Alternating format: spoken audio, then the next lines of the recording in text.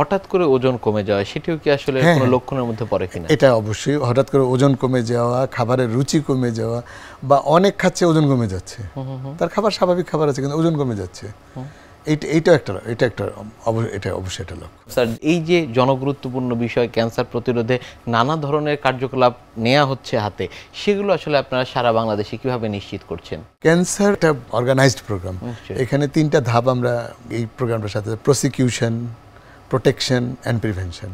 এই যে 3টা, প্রসিকিউশন মানে এটা আপনার একটা প্ল্যান তৈরি করবে, সরকার একটা প্ল্যান তৈরি করবে, রাষ্ট্র একটা প্ল্যান তৈরি করবে, তার নাগরিকদের কীভাবে রক্ষা করবে। প্রসিকিউশন এটা করবে। প্রোটেকশন হচ্ছে যে কিছু জিনিস থেকে তাকে বিরত রাখবে, কিছু জিনিস তাকে আসতেই দিবে না, কিছু জিনিস হইতেই দিবে না। এখানে এটা রাষ্ট্রের অনেক এখানে দায়িত্ব হিসেবে প্রোটেকশনে। প্রিভেনশন হচ্ছে যে আমি কিছু জিনিস থেকে দূরে থাকবো, যে ওই ব্যক্তি কিছু জিনিস থেকে দূরে থাকবে, যে যেগুলো করবে না। এগুলো থেকে আমরা যখন জানবো যে তাদের এই যে প্রাত্যহিক জীবনে আমরা চলছি বা করতেছি, আমার কোন রিস্ক ফ্যাক্টরসগুলো বা কোন জিনিসগুলো আমার জীবনে ক্ষতি করবে, এই ব্যাপারগুলোর ব্যাপারে এই 3টা রুলসের মধ্যে নিয়ে আসতে হবে। একজন ধূমপান করে তাকে তো ধূমপান থেকে বিরত করতে হবে। এইভাবে এই প্রিভেনশন যে প্রোগ্রামটা, যে অভ্যাসগুলো পরিবর্তনযোগ্য সেগুলোর বিরুদ্ধে আসলে রুখে দাঁড়াতে হবে, সেগুলো আসলে পরিবর্তন করতে হবে নিশ্চয়ই।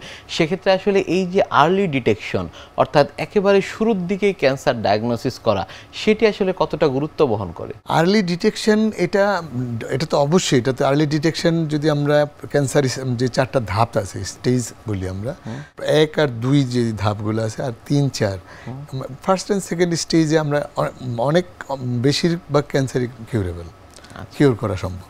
এটা একটা বিষয়। তাহলে আমি যদি এক স্টেপে যদি পেয়ে যাই, ফার্স্ট স্টেজে যদি আমি নির্ণয় করতে পারি, তাহলে আমি কিওর করতে পারি। এটা হলো আমার প্রথম একটা টার্গেট। তাহলে আমি একটা লাইফ সেভ করতে পারতেছি। এই জন্য আমার কাছে এই আর্লি ডিটেকশনটার হচ্ছে, এই আর্লি ডিটেকশনের জন্য আমাদের স্ক্রিনিং প্রোগ্রাম একটা আছে। এই স্ক্রিনিং প্রোগ্রামটা হচ্ছে আর্লি ডিটেকশনের জন্য খুবই গুরুত্বপূর্ণ একটা প্রোগ্রাম। স্যার, তার মধ্যে আসলে বয়সের কোনো পরিসীমা আছে কিনা? বয়সের পরিসীমা অবশ্যই আছে। আমাদের অনেক ক্যান্সারই আছে এটা এজ রিলেটেড। যেমন সারা বিশ্বেই ফুসফুস ক্যান্সার হচ্ছে 1 নম্বর, তারপরে হচ্ছে ব্রেস্ট ক্যান্সার, তারপরে কোলোরেক্টাল ক্যান্সার।